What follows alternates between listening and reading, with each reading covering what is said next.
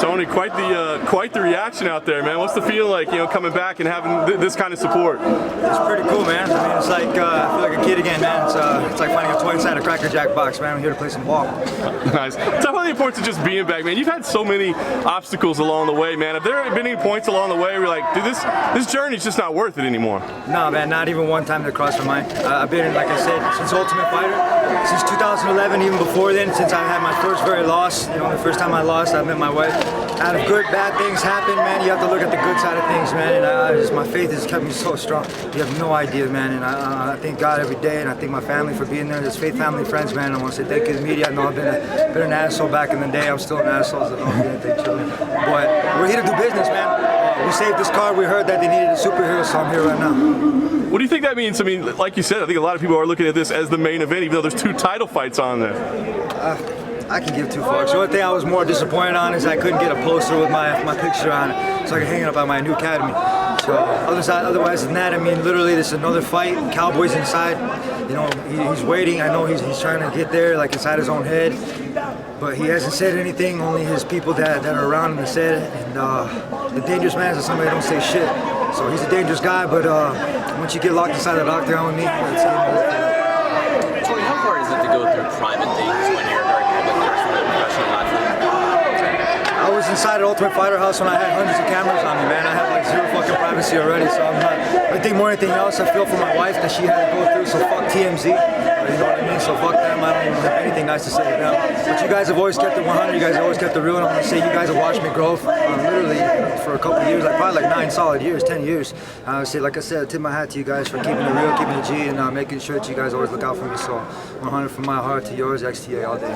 You've had a bit of a back and forth with Khabib's manager. Have you seen him at all this week? Because he's got 2 of his fighters in the main event. You know what? He might have been on the sauce. I mean, you know what I mean?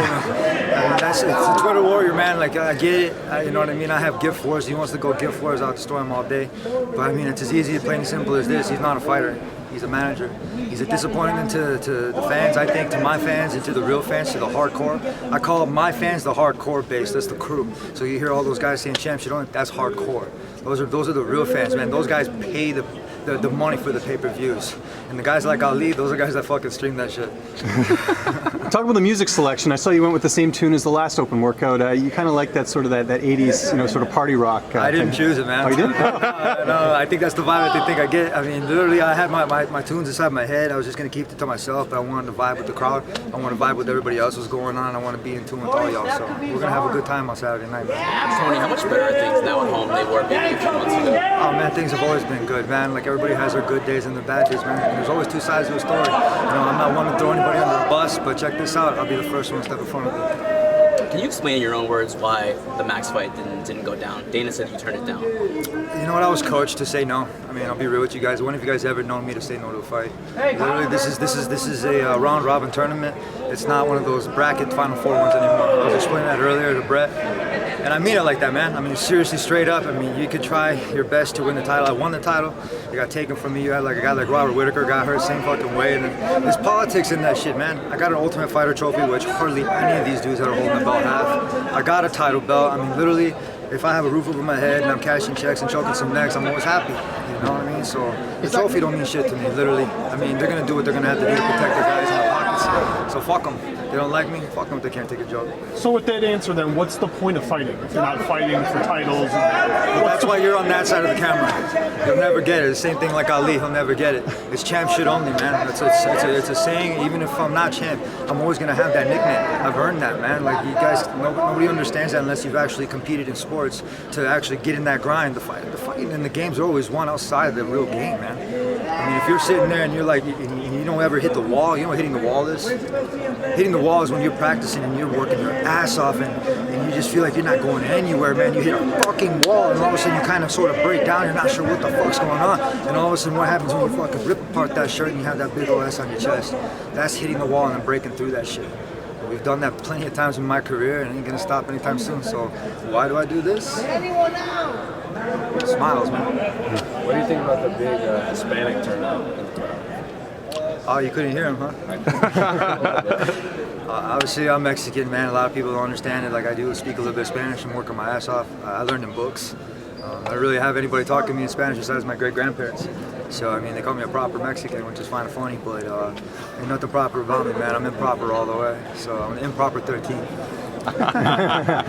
Tony, Dana said that you would need to be evaluated before you're able to come back to the octagon. Did that actually happen, and what did that mean? I think he needs to be evaluated. We need to check his head, man. I don't know how many interim title fights he could try to make me fucking fight. So straight up, man. I mean, literally, I did everything I needed to do to get back to where I'm at. Like I said, I'm happy to be here. This ain't no 30 for 30. It ain't, man. This ain't my time for that shit. I'm out running the 20-year-olds, and I'm out sprinting the other guys. And as long as I keep doing that shit, don't feel bad, don't ask those dumb questions, and let's keep fucking moving forward, baby. Let's keep doing this shit and keep singing some good songs and making that barbecue. Cowboy, I'm coming after you, baby. You better be ready. Is that Khabib fight something you still want? Obviously, it's the fight I think the fans want to see. Do you still care about that fight more than any? I'm tired of fathead, man. Look, I'll tell you this one little thing. I was wearing 3-piece suits and sunglasses inside the Ultimate Fighter. When I came out of the Ultimate Fighter, I started seeing other fighters do that, like George St. Pierre. I started jocking my style, and other fighters started wearing their sunglasses inside and doing all the same thing. Parties in the park, you know what I mean? I don't know what they do over there. I like to help people lose some weight at the park. You know what I mean? So before all these dudes were doing that, I was helping these guys lose hundreds of pounds at the park. And before they were doing like Team Khabib and then saying they want to fight George St. Pierre, I was saying that in my interviews already. Literally, copycat is the one form of flattery, man. And they keep fluttering their wings, and I'm just gonna keep sitting here, man, just like that tree, letting them sit on me, bro. So, I'm not gonna say what Max always says. What I'm gonna say is championship only.